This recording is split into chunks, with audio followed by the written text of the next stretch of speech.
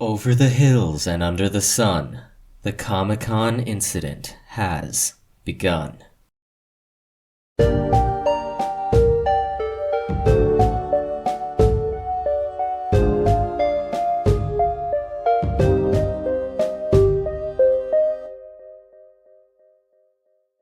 Episode 5. The Comic-Con Incident, Part 2. Hey Leroy, what's the ETA? 80 minutes. Well, looks like we're gonna have to make this a two-parter. What? We need to make our plan a two-parter. One part to chill Harold out, and one to calm Susan down. I'll take Harold. I'll take Susan. Samantha walked over to Susan's trailer and found Susan sitting on the floor, taking deep breaths. How are you doing, Susan? Not great. How's George doing? He's doing okay. He had a couple, and now he's sobering up. Maybe I should get something. I think that would calm me down. Absolutely not. We all know you have a super low alcohol tolerance. George can drink 12 shots and still kick. You can drink 2. Well, what am I supposed to do? Just calm down. You can do this. I never thought I'd get married, and now I'm not sure I can handle it. That's just the fear talking. Follow me.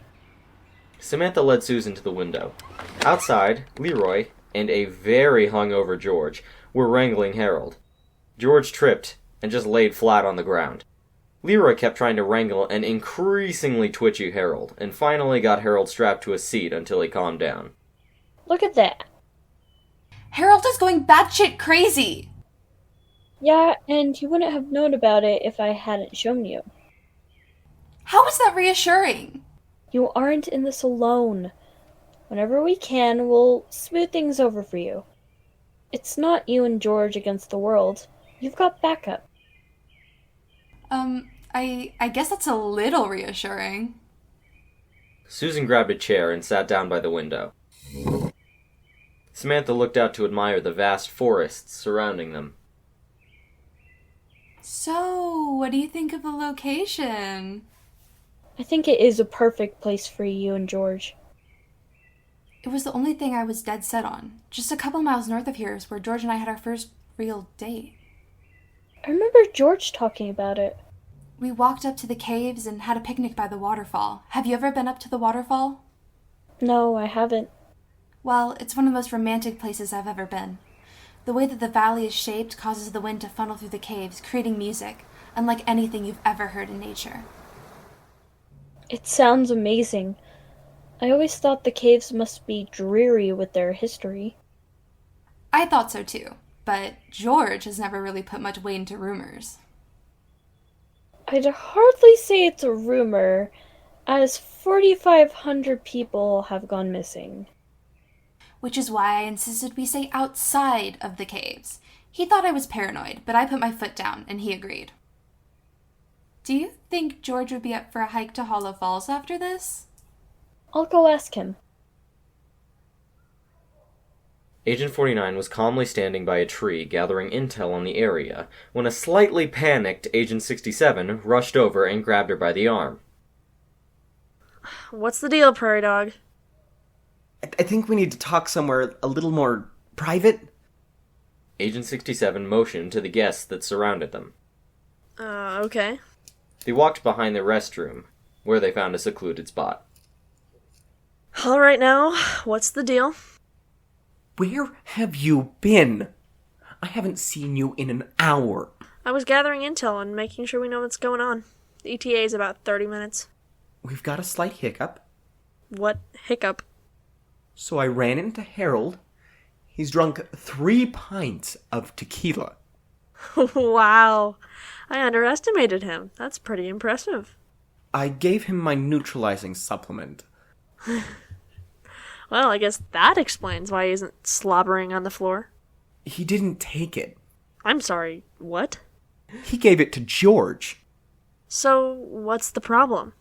Well, you abandoned the caterer disguise the minute we got here. So now I have to drink, because I don't know what a caterer does. and I can't follow your lead.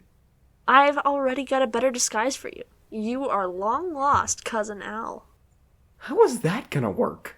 Nobody here has seen Al since he was 3. Didn't they invite Al? Yes, and he RSVP'd that he's coming.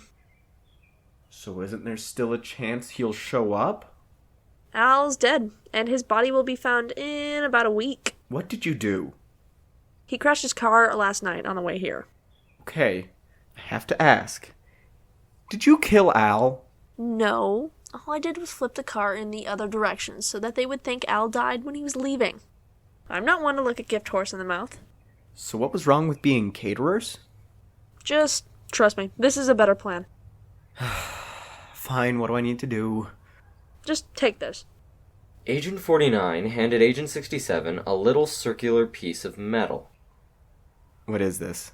You know those circular slots in your wrist panel? Yeah. That's what goes in there? Yup, that is a neural frequency chip. It causes your wrist panel to send a signal on a neural frequency. That signal changes what people interpret that they're perceiving. Somebody's eyes will say I'm looking at Agent 67, but their brain will transform the image into Cousin Al. So many pieces of technology I know nothing about. That's why you've got a partner. Agent 49 turned to go back, but Agent 67 stopped her. So just one question before we go back. Go for it. Do I really have to drink? It would be suspicious if you didn't. How much am I going to regret drinking? You? I'd say about 9 out of 10 once I'm done with you. Done with me? You didn't think that you were the only one with a cover, did you? Wait, he RSVP'd for 2, didn't he? Yes, sir. I'm your date, and it is my responsibility to get you hammered. Well, there's no sense delaying the inevitable. Agent 67 followed an unusually giddy Agent 49 to the main area. The guests had almost all sat down.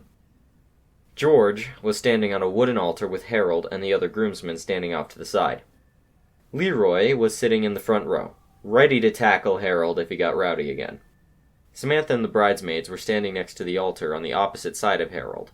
They stood for 20 minutes chatting until the music started. Susan's cousin was playing a violin rendition of Here Comes the Bride, while Susan emerged and walked down the aisle. Susan kept walking until she reached the altar, then clumsily stepped up as the stairs were rather severe. When she got up, Samantha leaned over. Are you good? The priest started his spiel about love, romance, and all that jazz. George and Susan made their vows and said, I do. People started dancing and eating, and everybody met for speeches. George's parents gave a teary-eyed speech about how proud they were and how much they loved George. Susan's sister made a sarcastic remark about how Susan could have done better. Everybody laughed and laughed, except Harold. Harold was sitting in his seat, fidgeting uncontrollably. It was about time for Harold's speech, and nobody seemed to notice his condition. I'm a spaceman from Mars! Woo! Wow, Cousin Al is hammered. Maybe you should sit down, man. Anyway, I think I'd like to hear from Harold. Why don't you stand up, buddy? Harold nervously stood up and pulled some flashcards out of his pocket, then put them on the table in front of him. He was very shaky, and Leroy was a little concerned. Hey, Samantha, does Harold seem a little too nervous to you? He's just nervous. He's been through a lot. Just let him deliver his speech. All right, but something feels off. Harold picked up his first card, but his hands were so shaky he dropped it on the floor. He bent over to pick it up and saw something under the table. The batleth. Harold shot up, sweating profusely and trying to keep his composure. He placed his first card on the table and started reading. When I first met George, we were not very close. We tried to talk, but we didn't have much in common. I had just about given up when we went to the freshman mixer. It was fun, and I learned 2 things about George. He can really handle his booze, and he has a way with the ladies.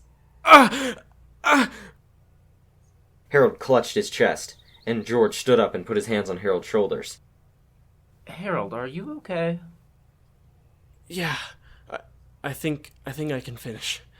Harold took a deep breath and continued. I was standing alone, and a girl approached me, and she said to me, "So are you getting along with your roommate?" I said, No, not really, but the night's still young." She replied, "Oh, well, he seems nice. Maybe you'll hit it off." I could clearly see she wanted to talk to George. So I introduced her to him. Now here we are, 3.5 years later. George betrays me and gets married to her. Harold winced. Maybe it was a bad idea to drink 3 pints of tequila. Anyways, I'm really happy for you two. And I was told to write down some advice, so here it goes. Trust.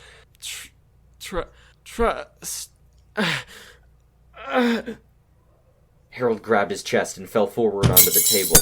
Everybody stood up to see if he was okay, but when approached, he stood back up and straightened himself out. He was calmer now. He opened his mouth. Juge, evokta, hawk, emit, e Jean, bekatal, e yemev, ital, ut e. Harold raised a fist into the air. Leroy could see his eyes were blank. Oh, God, no. Leroy and Samantha walked up to restrain Harold, but Harold saw them and flipped the table over, grabbing the batleth. Where the hell did that come from? Jikbe, slingam pu! Harold jumped across the tables, using his batleth to fight off those who would restrain him. He reached a tree and with one hand climbed to the top. He started jumping from tree to tree, all the while being chased by guests from the wedding. Leroy led the charge. Harold! Harold! Harold reached the street and jumped onto a passing bus. The bus moved too fast, and Harold was lost into the night. Harold slowly lost consciousness. The last thing he heard was the muffled sound of an announcement the bus driver was making. We are a straight shot from our destination. Sit back and relax, because we will be in Basin Falls in 2 hours.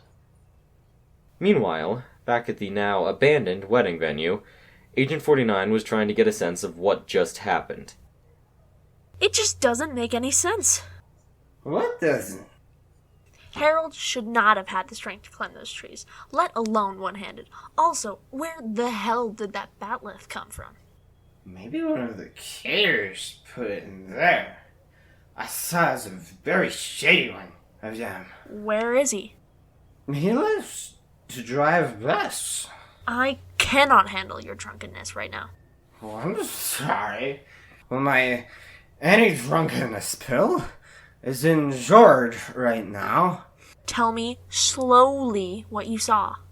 Okay, so I see these guys, and he is dressed as one of the caterers, but he isn't catering. He's walking, looking shady. You're gonna have to give me more than that, man.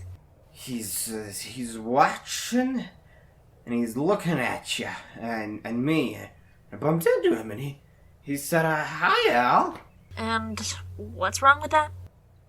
I hadn't turned on my wrist panel yet. Wait, what? You just knew my disguise before I said it. Okay, just take this. She handed Agent 67 a small pill. You have got to be kidding me. Look, I thought it would be fun, but if there's seriously a problem, you should probably take my pill. Why didn't you take it? I don't drink unless I absolutely have to. Well, thanks, I guess. Agent 67 took the pill and immediately felt its effects. Oh, so this is what a hangover is. I hate it. Oh, I hate it so much. Alright, now, what happened? A man walked through a dark and cloudy forest, hiding a dagger behind his back. He found his target, a man named Tom Jackson. He closed in on his target, and a thin trail of web came from his hands as they moved through the air. This web created a net so vast and thick that nothing could escape. Those around Tom got caught in the webs, and they controlled them like marionettes. The slightest twitch of this puppet master's finger, and a man's head would turn to see something he never would have seen otherwise. This puppet master surrounded Tom with thin white strings, emerging from every fingertip. Despite this, Tom could see one thin red string connecting him to his assailant. Tom looked at the red string and found that the more he looked at it, the foggier the scenery got. He kept staring. The string burst apart into millions of pieces, all connecting the two figures. The fog was so thick that Tom couldn't see the trees. The string spread, wrapping tighter and tighter. Tom screamed, but could hear nothing. He reached around and found a dagger, placed on the floor. Did the puppet master leave this for him? Did it matter? Tom pulled the dagger up and slashed the ropes that bound him. The more he cut, the more rope there was, splitting like a hydra, and then, all at once, it was gone. He was alone. He looked into the distance and saw a singular point of light. He followed it, determined to reach the end. He heard beeping surrounding him, but ignored it. He had to reach the end. As he rushed through the forest, things illuminated, a tattered comic book on the ground. His hands shone a silver gray color. A license plate bashed beyond recognition. A campfire, and a spilled coffee cup. He ignored everything, and forgot it the second he passed it. He reached the point of light, and almost saw its source, when Harold awoke to a whirring fan, and beeping sounds all around him. He could barely see, it was so bright. He heard a voice in the distance. He's waking up. Harold tried to turn his head, but felt a pinch in his neck. He tried to move his arms, but couldn't. His eyes managed to adjust enough to see a clock. He tried to read the clock, but his mind felt so cloudy. He could see the outlines of several people in the room. He tried to speak, but he could only make a faint outline of speech with his throat.